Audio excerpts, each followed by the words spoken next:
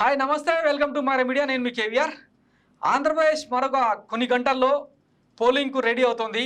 ఈ నేపథ్యంలో మేనిఫెస్టో దాని మీద విశ్వసనీయత, ఏ నాయకుడి ప్రభావం ఎంత అన్న చర్చ పెద్ద ఎత్తున జరుగుతుంది. ఒకవేళ ప్రభుత్వాన్ని కనుక మారిస్తే అధికారంలోకి వచ్చే కూటమి ఈ హామీలను అమలు చేస్తుందా? అసలు చంద్రబాబు నాయుడుకు అట్లాంటి విశ్వసనీయత ఉందా?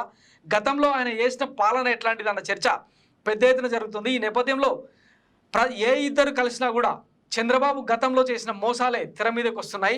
ముఖ్యంగా వైఎస్ జగన్మోహన్ రెడ్డి ఈసారి అమలు చేస్తున్న పథకాలు ఏవైతే ఉన్నాయో, అమ్మ ఒడి కావచ్చు, రైతు భరోసా, మత్స్యకారుల భరోసా, తర్వాత ఆటో డ్రైవర్లకు, లారీ డ్రైవర్లకు ఇస్తున్న వాహనమిత్ర లాంటి పథకాలు ఎన్నో, అంటే నవరత్నాల్లో చెప్పినవే కాకుండా చెప్పనివి కూడా ఎన్నో అమలు చేశారు. ఇంచుమించు 2,65,00,000 మందికి ప్రత్యక్షంగానో పరోక్షంగానో డీబీటీ పద్ధతి ద్వారానో నాన్ డీబీటీ పద్ధతి ద్వారానో సంక్షేమాన్ని అమలు చేసిన ఏకైక ముఖ్యమంత్రి భారతదేశంలో ఒక వైఎస్ జగన్మోహన్ రెడ్డి మాత్రమే. ఈ నేపథ్యంలో ఓటుకు వెళ్తున్న చాలామంది జనం అసలు చంద్రబాబు నాయుడు కనుక ఒకవేళ అధికారంలోకి వస్తే వైఎస్ జగన్మోహన్ రెడ్డి స్థాయిలో సంక్షేమాన్ని, అభివృద్ధిని రెండింటినీ సమంగా తీసుకెళ్లగలనన్న చర్చ జరుగుతోంది. దీనికి కారణం ఏంటంటే, గతంలో చంద్రబాబు నాయుడు ఎన్నో హామీలు ఇచ్చి 600లకు పైగా గతంలో హామీలు ఇచ్చి ఇంచుమించు 52 పేజీల్లో తన మేనిఫెస్టోని రాసి దాన్ని బుట్టదాఖలు చేసిన తీరు, ఆఖరికి వెబ్సైట్లో లేకుండా లేపేసిన తీరు ఇప్పుడు తీవ్ర చర్చనీయాంశం అవుతుంది. ఒకసారి ఈ మేనిఫెస్టో విశ్వసనీయత సంగతి మనం ఒకసారి చూస్తే, ఇప్పుడు కాదు 1995లో వాళ్ళ మామకు వెన్నుపోటు పొడిచిన కాడ నుంచి 1999లో తొలిసారిగా ఆయన మేనిఫెస్టోని ప్రకటించారు. ఆనాటి నుంచి నంబర్స్ పెరుగుతున్నాయి, ఉపాధి అవకాశాలు పెంచుతామంటున్నారు, నిరుద్యోగ భృతి అప్పటి నుంచి వస్తూనే ఉంది. ఇక ఆయన దాంట్లో కామన్గా కనిపించే కొన్ని హామీలు ఏంటంటే, గుడిసెల్లేని ఆంధ్రప్రదేశ్, ప్రతి గ్రామానికి తార్ రోడ్డు, ప్రతి ఇంటికి కుళాయి, KG to PG విద్య, బీసీలకు 100 సీట్లు, బీసీలకు 10,000 కోట్ల బడ్జెట్, రైతు రుణమాఫీ, చేనేత రుణమాఫీ, ఇంటికో ఉద్యోగం, 2,000 రూపాయల నిరుద్యోగం వృద్ధి, పేద మహిళలకు స్మార్ట్ ఫోన్లు, 5,000 కోట్ల ధరల స్థిరీకరణ, ఇంటింటికి సోలారు, ప్రతి నియోజకవర్గంలో వృద్ధులు, ప్రతి కుటుంబానికి 100తో సబ్సిడీ, 12 వంట గ్యాస్ సిలిండర్లు, గ్రోత్ కారిడార్లు, ఇట్లా ఎన్నో, పండంటి బిడ్డకు 30,000, గర్భిణీలకు 10,000, ఇట్లా అంటే నోటికి ఏదొస్తే అది హామీగా మార్చి దాన్ని మేనిఫెస్టోలో పెట్టడం చంద్రబాబు స్టైల్. అది ఆయన నైజం. అంటే ఓటేసే జనాలు బిచ్చగాళ్ళు, వాళ్ళకు అంటే మనం ఒక తాయిలం ఇచ్చినామంటే అది అమలు చేస్తామనుకొని వాళ్ళు గుడ్డిగా ఓటు గుద్దాలే. మనం అధికారం చెలాయించి మన అస్మదీయులకు, తస్మదీయులకు, మన సామాజిక వర్గానికి పెద్ద ఎత్తున వ్యాపారాలు, పెట్టుబడులు, భూములు అన్ని రాసిచ్చేయాలన్నది ఈయన ఇప్పటిదాకా పాటించిన పాలసీ. అదే వైఎస్ జగన్మోహన్ రెడ్డి కేవలం 2 పేజీల మేనిఫెస్టో ఇచ్చి అందులో 99% అమలు చేసిండు. అందులో ఏంటంటే వైఎస్ఆర్ రైతు భరోసా, 9 గంటల ఉచిత విద్యుత్, వైఎస్ఆర్ ఆరోగ్యశ్రీ, వైఎస్ఆర్ చేయూత, పింఛన్ల పెంపు, పేదలందరికీ ఇల్లు, వైఎస్ఆర్ జలయజ్ఞం, ఫీజు రీంబర్స్మెంట్, మద్యపాన నిషేధం ఒకటి పక్కన పెడితే వైఎస్ఆర్ ఆసరా, పట్టణ గృహ నిర్మాణం, డ్రైవర్లకు సాయం, అగ్రిగోల్డ్ సాయం, SC/ST కార్పొరేషన్లు, 1,00,000 పెండ్లి కానుక, ట్రైబల్ యూనివర్సిటీ, వైఎస్ఆర్ బీమా, కౌలు రైతులకు హక్కులు, గ్రామ సచివాలయాలు, వాలంటీర్ వ్యవస్థ, 2,30,000 ఉద్యోగాల భర్తీ, వైఎస్ఆర్ ఆసరా, భూముల రీసర్వే, కొత్త జిల్లాల ఏర్పాటు, అర్చకులకు ఇళ్ల స్థలాలు, నాయి బ్రాహ్మణులకు, టైలర్లకు, రజకులకు 10,000 సాయం, పోలీసులకు వీక్లీ ఆఫ్, ప్రభుత్వ స్కూల్ అభివృద్ధి, నాణ్యమైన విద్య, అమ్మఒడి, బీసీ కార్పొరేషన్లు, ఆర్టీసీ విలీనం, అంగన్వాడీ ఆశా వర్కర్లు, హోంగార్డుల జీతాల పెంపు, న్యాయవాదులకు స్టైఫండ్, మత్స్యకారులకు 10 లక్షల బీమా, కాపు నేస్తం, 0 వడ్డీ రుణాలు, పేదలందరికీ ఇండ్ల పట్టాలు పంపిణీ, పోడు భూములకు పట్టాలు, విదేశీ విద్యా దీవెన. ఇందులో ఒక మద్యపాన నిషేధం అన్నది వైఎస్ జగన్ సర్కార్కే కాదు, ఏ సర్కార్కి కూడా సాధ్యం కాదు. ఎందుకంటే అది సెంట్రల్ పాలసీ కాబట్టి కేంద్రం ఖచ్చితంగా అమలు చేయాలంటే తప్ప అది సాధ్యం కాదు. అందుకే కొంచెం రిస్ట్రిక్షన్స్ పెట్టి కేవలం బార్ అండ్ వైన్స్ రెస్టారెంట్లలో మాత్రమే ప్రొవైడ్ చేస్తున్నారు. అందుకే నకిలీ మద్యం అక్కడ ఏర్లై పారుతుంది. దాన్ని కూడా కంట్రోల్ చేయాల్సిన అవసరం ఉంది. సో చంద్రన్నకు జగనన్నకు ఉన్న తేడా ఇదే అని చెప్పి చాలామంది చర్చించుకుంటారు. ఇప్పుడు గ్రామంలో ఏ ఇద్దరు కలిసినా ఇదే. అసలు చంద్రబాబును కానీ పవన్ కళ్యాణ్ పేరు కానీ ఎవరైనా ప్రస్తావిస్తే చిర్రెత్తుకొచ్చేలాగా రెచ్చిపోతూ ఉన్నారు. ఎందుకంటే ఈయన గతంలో చేసిన దౌర్భాగ్యమైన పాలన అందరికీ గుర్తుంది. గతంలో రైతు రుణ మాఫీ చేస్తాం, మహిళల బంగారాన్ని రూపాయి కట్టకుండానే మేము తెచ్చి ఇళ్ళకి ఇస్తాం, డ్వాక్రా రుణాలు రద్దు చేస్తామని చెప్పి తర్వాత ఎట్లా ప్లేట్ మార్చిండో, 4 మడతేసిండో అందరికి తెలిసిందే. ఈ నేపథ్యంలో జనం ఏమనుకుంటున్నారో ఒకసారి చూద్దాం. దేవుడు ఆయన పక్షాన ఉన్నాడు, ఆయన్నే గెలిపిస్తాడు. ఏమి ఆడి వల్ల కాదు, ఆడి దేంట్లో రాలేడు, ఆడి వల్ల కాదు. ఆడి వల్ల కాకే ఏదో అక్కడక్కడ పెట్టిన ఆడు పెట్టిన ఈడు పెట్టిన తీసుకొచ్చి ఆడు చెప్పడం కాదు. ఆడు మనస్సాక్షిగా ఆడికి చెప్పమనంటే ఆడి గెలవడం. ఆడి వల్ల కాకే ఆడి ఇది అంటే ఒక సగటు మహిళ మనోగతం. ఆయనకు చేతగాకనే అధికారం కోసమే ఇవన్నీ పెట్టిండు. ఆ రాష్ట్రం ఈ రాష్ట్రం అంటే కర్ణాటక తెలంగాణ నుంచి దొబ్బుకొచ్చిన పథకాలన్నీ మేనిఫెస్టోలో పెట్టిండు అన్న సంగతి అంటే చదువురాని మహిళలకు కూడా అర్థమవుతుంది అనమాట. నేర్ల స్వతంత్ర భారతంలో అన్నది వీళ్ళు చెప్తున్న మాట. కావాలి. అంబేద్కర్ రాజ్యాంగం రాసిన అంబేద్కర్ గారి చరిత్ర చదువుకున్నాం మేము. ఇప్పుడు జగన్ గారి పరిపాలన చూస్తుంటే అంబేద్కర్ గారిని చూసినట్టు ఉంది. అన్ని కులాలకి, అన్ని మతాలకి, అన్ని వర్గాలకి కులం చూడం, మతం చూడం, వర్గం చూడం అని చెప్పి నిరూపిస్తున్న నాయకుడు జగన్మోహన్ రెడ్డి గారు. గతంలో ఏ నాయకుడు కూడా లేకుండా 5 సంవత్సరాలు పరిపాలించి నా పరిపాలన నచ్చితే ఓటేయండి, లేకపోతే ఓటేయొద్దని చెప్పే నాయకుడు ఇప్పుడు చూడలేదు. చంద్రబాబు నాయుడు గారు అప్పుడు 14 సంవత్సరాలు సీఎం చేశారు కదా. 14 సంవత్సరాలు నేను సీఎం చేశా, నా పరిపాలన బాగుంటే ఓటేయండి, లేకపోతే విన్నారు కదా, ఇది చంద్రబాబు సాధించిన కీర్తి కిరీటం. తాను ఏం చేసిండో చెప్పకుండా అరాచక పాలన, సైకో పాలన ఇట్లా మాట్లాడితే జనం ఊరుకుంటారా? సో మ్యాండేట్ అన్నది క్లియర్ అయిపోయింది. చాలా సైలెంట్ ఓటు జరగబోతుంది ఈసారి. మహిళలకు ఇచ్చారమ్మా, ఎలా చూస్తారు?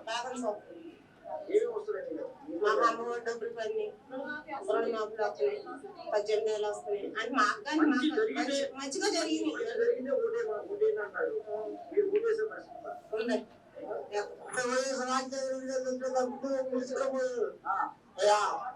ఆయనే చంద్రబాబు నాయుడు అప్పుడు రాడు, ఆయన కులాలు దొరికించాడు అన్ని నాకు తెలుసు. విన్నారు కదా, గుర్రాలతో తొక్కించిన చరిత్ర చంద్రబాబుది. అంటే రైతుల రుణమాఫీ, కరెంటు బిల్లుల కోసం, బ్యాంకుల నోటీసుల కోసం అప్పట్లో ఆందోళన జరిగితే గుర్రాలతో తొక్కించిన చరిత్ర చంద్రబాబు. ఇట్లాంటి ముసలోళ్ళని అడిగితే తెలుస్తుంది చంద్రబాబు ఎట్లాంటి రాక్షస పాలన చేసిండు, ఏంది కథ అన్నది. సరే ఆ దేవుడు జగనన్నను కాపాడతాడు, ప్రజలు కాపాడతాడు. ఎవడు ఎన్ని చేసినా సరే జగనన్న ఏమి చేయలేదు. అది ఆయన మంచితనం ఆయన రక్షిస్తుంది, ఆయన కాపాడితే ప్రజలు ఎంతో సంతోషపడతాడు. 1 నెల పెన్షన్ ఇవ్వతే పెన్షన్ తీసిన ముసలాడు ఎన్నో నిన్న బాధలు పడ్డారు. ఈ నెలలో ఎన్నో చచ్చిపోయారు వరగాలకి, పంచాయతీలు వెళ్ళాక ఎళ్ళకొచ్చి 6 గంటలు ఎగ్గొట్టి పెన్షన్ ముసలాళ్ళ చేతిలో పెట్టి వెళ్తున్నారు. 3000 రూపాయలు రేషన్ ఇంటింటికి వచ్చి 6 వేసుకుంటూ వెళ్తున్నారు. రేషన్, అమ్మఒడి, రుణమార్పులు ఎన్నో జగనన్న సహాయాలు చేస్తున్నాడు, జనాలు చేస్తున్నాడు. అసలు జగనన్నకి ప్రతి ఒక్కరు వేయాలి ఓట్లు, ప్రతి ఒక్కరు ఆ రుణం జగనన్న రుణం తీర్చుకోవాలి. ఇట్లా ఉంది మహిళలు. ఈయన ఇంకా చాలా బాగా మాట్లాడండి, ఒకసారి చూడండి. మాకు భూములు లేవు, ఆస్తులు లేవు, అంతస్తులు లేవు, అయినా కూడా మాకు ఇంట్లో మనిషిగా మాకు సాయం చేసిన మనిషి అండి. మాకు ప్రతి రోజు కూడా చంద్రబాబు అంటాడు చూసిరా, చంద్రబాబు పేరెత్తితే చాలు చెప్పుతో కొట్టేలాగా రెచ్చిపోతా ఉన్నారు అనమాట జనాలు. చిర్రెత్తుకు వస్తుంది చంద్రబాబు పేరింటేనే. వాగ్దానాలు చేసి అన్నం మాకు అవసరం లేదు. నిజంగా మా పక్కన కూర్చొని అన్నం పెట్టేవారు మాకు కావాలి. 100 వాగ్దానాలు చేసి అన్నం మాకు అక్కర్లేదండి. 100 వాగ్దానాలు చేసి అన్నం మాకు అక్కర్లేదు. పక్కన కూర్చొని తిని అన్నం మాకు పెట్టేవారు కావాలి. అటువంటి మంచి మా పడాలి నాన్నగారు వచ్చిన జగన్ ఇన్ని సంక్షేమ పథకాలు చేశాడు. అయితే దాడులు అయితే జరుగుతున్నాయి. వీళ్ళు కుసిత పరిపాలన, వీళ్ళు కుళ్ళు పరిపాలన, వీళ్ళు దొంగ పరిపాలన, వాతం మీద వీళ్ళు దేశంతో చేసిన ఇది దండయాత్ర. కానీ ఆయన ఏం పీకలేరు. మేము లాభరంతా ఆయన కుడిపోతాం, లాభరంతా చచ్చిపోతాం. ఒకప్పుడు బ్రిటిష్ పరిపాలన చేశాడు, ఇది ఇప్పుడు పరిపాలన చేస్తాం. లాభంగా పడ్డాం, ప్రతి లాభం ఆయన అనుకుంటాం. మీరు గమ్ముతో చూసుకోవాలండి, ఉన్నాడు గొడవలు రాడండి. ఈ ప్రభుత్వం గమ్ముతో చెప్తారండి, మాకు అవసరం లేదుగా. ఆ స్క్రీన్ మీద కనపడతాడు, వాడు యాక్టింగ్ చేసి వాడు వెళ్ళిపోతాడు, వాడు డబ్బు వాడు తీసుకెళ్తాడు. ఆకలి చూడకండి, మమ్మల్ని ఆకలి చూసే మంచి మాకు కావాలి, మాకు ఆకలి చూసే మంచి మాకు కావాలి, అతను కావాలి. మాకు ఇల్లు, మాకు అన్నం పెట్టే మంచి మేము నమ్ముకుంటాం. ఎవరు నమ్మండి, మంచి జరిగిందని. విన్నారు కదా, అన్నం పెట్టే మనుషులు నమ్ముకుంటాం, ఎదవల్ని నమ్మమని చెప్పి ఎదవల ఘాటిన కట్టేశారు అనమాట చంద్రబాబుని, పవన్ కళ్యాణ్ని. సో ఇది వాళ్ళు సాధించింది. ఎంతసేపు ద్వేషం, కుళ్ళు, అసూయతో రగిలిపోవడం తప్పిస్తే ప్రజల కోణంలో ఏమైనా చేసి ఉంటే ఈరోజు ఇట్లా కూటమి కట్టాల్సిన, జెండాలు జత కట్టాల్సిన అవసరం లేకుంటుండే కదా. ఇది చెప్తేనేమో వాళ్ళకు టీడీపీ సోషల్ మీడియాకు, టీడీపీ సోషల్ వారియర్స్కు కోపాలు వస్తాయి. ఇంకోసారి వచ్చిన వణుకుద్ది, ఆ వణుకు తీసి వీళ్ళకి వణుకొచ్చి వణుకు ముట్టి ఈ ప్రయత్నాలు చేస్తున్నారు. భగవంతుడు ఉన్నాడు, పైన కాపాడుతూ ఉంటాడు. ప్రజలు మంచి మనసు ఆయన కాపాడుద్ది అనేది మా 100% నమ్మకం సార్. వైద్యులు అయితే 2-3 రోజులు విశ్రాంతి తీసుకోమన్నా ఈయన కానీ అన్ని కట్ చేయాలి. నా కోసం ఎదురు చూస్తున్నారు గుడివాడ ప్రజలని. ఈ రోజు మీ దగ్గరకు వస్తున్నారు. ఎలా అనిపిస్తుంది? సార్ మా నష్టాలు ఆయనకు తెలుసు, ఎందుకంటే మేము అనేక ఏర్పాట్లు చేసుకుంటాం. ఆ ఏర్పాట్లు చేసుకున్నప్పుడు ఒక రోజు లేట్ అయితే మేము దర్యాప్తు విశాఖపట్నంలోని ఈ విధంగా ఉన్నారంటే నిజంగానూ ఈ పరిపాలన చాలా బాగుందండి. నిజంగానూ వాలంటరీ వ్యవస్థ నిజంగానూ చూడక్కర్లేదు మనం 100%. ఎందుకంటే ప్రతి ఒక్కరు ఇంటికి తెల్లవారు 4 గంటలకు వచ్చి అమ్మ లేదండి ఈ పెన్షన్ ఇస్తున్నాం అని ఇచ్చేవాళ్ళు ఇంతవరకు నా లైఫ్ లో చూడలేదు. ఇంతవరకు లైఫ్ లో చూడలేదు, మా లైఫ్ లో చూడలేదు. ఎందుకంటే ఎక్కడో తహసీల్దార్ ఆఫీస్కి ఇలా ఎంఆర్ ఆఫీస్కి వెళ్ళి గంటలు నిలబడి వాటర్ బాటిల్ భోజనాలు పట్టుకుని వెళ్ళి సాయంకాలం వాళ్ళు పడిగాపులు కాసి తినేవారు. ఈ రోజు 5 గంటలకు వచ్చి వెళ్తున్నారండి. ఎవరైతే చూస్తున్నారు నిజంగా ఇలాంటి పరిపాలన ఎక్కడ చూడలేదు. పరిపాలన అనేది మెయిన్. జగన్ గారు జగన్ గారే. సో విన్నారు కదా, ఇంత అంటే ఏజ్ బార్ అంటే వృద్ధాప్యంలో ఉన్న వ్యక్తులు కూడా ఇట్లాంటి పరిపాలన చూడలేదు, ఇట్లాంటి సంస్కరణ ఎవరు అమలు చేసిర్రు అని. ఇట్లాంటి వాలంటీర్ వ్యవస్థ మీద వీళ్ళు ఎట్లా అవాకులు చవాకులు పేరిండ్రో ఆల్రెడీ ప్రజల మెదళ్ళలో ఉన్నాయి. సో ఇంతకు మించిన లైవ్ ఎవిడెన్సెస్ ఇంకా అవసరం లేదనుకుంటా. అందరూ కూడా లేకపోవడం, వృద్ధులు పింఛని తీసుకున్న ప్రతి ఒక్కరు ఇబ్బందులు పాలయ్యి చాలా బాధలు పడ్డారు. అలాగే కొంతమంది ఎండకి తట్టుకోలేక 42-43 డిగ్రీల్లో చాలా మంది వృద్ధులు చనిపోయినట్టు కూడా మన అందరి రికార్డులో ఉంది. కాబట్టి జగన్ చూసి మేము అమర్నాథ్కి ఓటేస్తాం అంతే. అమర్ ఎలాంటి మనిషి అమ్మా? అమర్ ఎలాంటి మనిషి? విన్నారు కదా, జగన్ చేస్తున్న పాలన ఇప్పుడు ఓన్లీ జగన్ బొమ్మ మాత్రమే పనిచేస్తుంది అన్నది వీళ్ళ మనోగతం. మా రామారాన్నతో పోయిందండి. మా రామారాన్నే మాకు మళ్ళీ జూనియర్ ఎత్తే చూస్తామండి. జూనియర్ అండి చెప్తానంటారు. ఎందుకు మీ మహిళలు నమ్మరా? వద్దని మేము నమ్మమండి. మా రామారాన్నతో పోయిందండి. మా రామారాన్నే మాకు మళ్ళీ జూనియర్ ఎత్తే చూస్తామండి. జూనియర్ ఎన్టీఆర్ ఎత్తే చూస్తాం. టీడీపీ అంటే అభిమానమే, కానీ జూనియర్ ఎత్తే చూస్తాం. ఇప్పుడు మా జగన్ అన్నండి, మా జగన్ అన్ను మా రామారావు అంటాడు, మా జగన్ అన్న, మా రాజశేఖర రెడ్డి అన్న, అలాంటి నాయకులు దొరకరు. చంద్రబాబు నాయుడు పూతకాలు అబద్ధాలు ఇదే సెంటర్ లో ఏమండి గతంలో ఏం చేశాడండి? గతంలో ఎందుకు చేయలేదండి? స్టీల్ ప్లాంట్ ఎందుకండి? స్టీల్ ప్లాంట్ వాళ్ళు ఇదే సెంటర్ లో లాఠీ చేసి కొట్టించాడండి ఇదే చంద్రబాబు నాయుడు. ఎలా గెలుస్తాడండి చంద్రబాబు నాయుడు?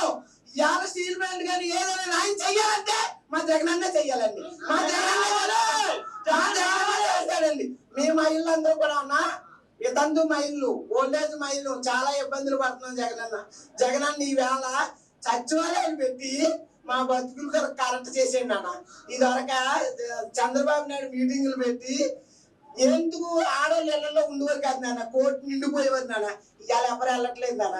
ఎవరి ఇంట్లో డ్యూటీలు చేసుకుని హాయిగా సంవత్సరాలు చేసుకున్నారు బతుకులు. మా జగనాన్ని మాకు అమ్మోడు ఎట్టాడు, చెయ్యోది ఎట్టాడు, ఇంకేం కావాలన్నా మహిళలందరూ ఈసారి జగన్కే. గాజువాకలో పల్లా గారు అమర్ గారు పోటీ చేస్తాం. విన్నారు కదా, వైజాగ్లో అదే అంటే గుర్రాలతో తొక్కించినదేమో బషీర్బాగ్లో, విశాఖపట్నం స్టీల్ ప్లాంట్ దగ్గరనేమో లాఠీలతో కొట్టించిన చరిత్ర. ఇట్లా చంద్రబాబు చరిత్ర మొత్తం ఇంతే. బూటకాలు, మోసాలు, అబద్ధపు హామీలు, అబద్ధాలకు రెక్కలు కట్టి వాటిని పచ్చపత్రికల్లో అచ్చులేయించడం, వాటితోన రాజకీయ పబ్బం గడుపుకోవడం. ఇక ఫైనల్గా చంద్రబాబు అధికారంలోకి వస్తే ఏం జరగబోతుంది అన్నది ఒకసారి వినండి. చంద్రబాబు కోటేస్తే పసిపిల్లల నుండి పండు ముసలి వాళ్ళ వరకు అందరి జీవితాలు సర్వనాశనం. స్కూల్కి వెళ్లే పిల్లలకు అబ్బఒడి ఉండదు, నాడు నేడు ద్వారా స్కూల్ అభివృద్ధి చెందవు, గోరుముద్ద ఉండదు, విద్యా కానుక ఉండదు, 8వ తరగతి విద్యార్థులకు ట్యాబులు ఉండవు, డిజిటల్ క్లాసులు ఉండవు, ఐబీ సిలబస్ టాప్ ఇలాంటి విద్యా సంస్కరణలు ఉండవు, కాలేజ్ విద్యార్థులకు జగనన్న వసతి దీవెన, విద్యా దీవెన ఉండవు, విదేశాల్లో చదువుకునే వారికి విదేశీ విద్యా దీవెన ఉండదు, అక్క చెల్లెలకు ఇళ్ల పట్టాలు ఉండవు, ఇల్లు అసలే ఉండవు, వైఎస్ఆర్ చేయూత ఉండదు, ఈబీసీ నేస్తం ఉండదు, కాపు నేస్తం ఉండదు, డ్వాక్రా సంఘాల ద్వారా వచ్చే వడ్డీ లేని రుణాలు ఉండవు, వాహన మిత్ర ఉండదు, మత్స్యకార భరోసా ఉండదు, చేతి వృత్తుల వారికి చేదోడు ఉండదు, జిల్లాకు మెడికల్ కాలేజ్ ఉండదు, ఫిషింగ్ హార్బర్లు ఉండవు, ఊట్ల నిర్మాణం ఆగిపోతుంది, రైతులకు రైతు భరోసా ఉండదు, రైతు భరోసా కేంద్రాలు మూతపడతాయి, ఫ్యామిలీ డాక్టర్ కాన్సెప్ట్ ఉండదు, విలేజ్ క్లినిక్స్ మూతపడతాయి, వాలంటీర్స్ ఉండరు, సచివాలయాలు మూతపడతాయి, మళ్ళీ లంచాలు ఇస్తూ ఆఫీసుల చుట్టూ తిరగాలి, మళ్ళీ జన్మభూమి కమిటీలు వస్తాయి, వాళ్ళు సిఫార్సు చేసిన వారికే పథకాలు, పెన్షన్లు. ఆలోచించుకో ఆంధ్రుడా, నీకు ఎలాంటి జీవితం కావాలో మే 11 ఓటుతో తేల్చుకో. చంద్రబాబు సో ఇది అనమాట జరగబోయే తతంగం. ఇక రాష్ట్రంలోనే అంటే దేశంలోనే అత్యంత ఎక్కువగా 31 లక్షల ఇళ్ల పట్టాలు ఇస్తే దాని మీద చంద్రబాబు ఎట్లాంటి కూతలు కూర్చుందో ఒకసారి చూడండి. టీడీపీ అధికారంలోకి రాగానే ఇళ్ల పట్టాలు రద్దు, ఎక్కడ పడితే అక్కడ ఎలా పడితే అలా ఇళ్ల స్థలాలు ఇళ్ల పట్టాలు ఇచ్చి పడేశావు, ఖచ్చితంగా టీడీపీ అధికారంలోకి రాగానే ఆ పట్టాలు స్థలాలు రద్దు చేస్తామని చంద్రబాబు ఇచ్చిన స్టేట్మెంట్ గతంలో. అంటే పేదలకు విలువైన స్థలాలు ఇవ్వకూడదు, వాళ్లకు మంచి ఇల్లు కట్టించి ఇవ్వకూడదు, అది ప్రభుత్వం బాధ్యత కాదు అన్నది ఈయన ఉద్దేశం అన్నమాట. ఎంతసేపు అంటే ఖరీదైన స్థలాల్లో మన సామాజిక వర్గం నేతలు ఉండాలి, మన పారిశ్రామికవేత్తలు ఉండాలి, చుట్టూ అంటే పార్టీకి ఫండింగ్ ఇచ్చేవాళ్ళు పార్టీని నడపాలి, వాళ్ళే చట్టసభల్లో ఉండాలి, పేదలు మధ్యతరగతి వర్గాలు బహుజన కులాలు ఎవరు కూడా అసెంబ్లీలోకి రావద్దు అన్నది ఈయన పంతం. సో ఈయన ఇట్లాంటి పంతానికి అంతం పలకకపోతే ఆంధ్రప్రదేశ్ చాలా కోల్పోతుంది అన్నదానికి ఇవన్నీ రుజువులు అనమాట. సో ఇక ఏం చేస్తారన్నది మీదే ఛాయిస్. సో విచక్షణతో ఆత్మసాక్షితో గతంలో చంద్రబాబు హయాంలో ఏం జరిగింది, ఈ 5 ఏళ్ల పాలనలో జగన్మోహన్ రెడ్డి సర్కార్లో ఏం జరిగింది అన్నది బేరీజ్ వేసుకొని ఎవరైతే మంచి చేస్తారన్నది ఒక్కసారి బేరీజ్ వేసుకొని ఓటేయాల్సిందిగా విజ్ఞప్తి చేస్తున్నాం. Thanks for watching Myra Media. నేను మీ కేవీఆర్. Thank you.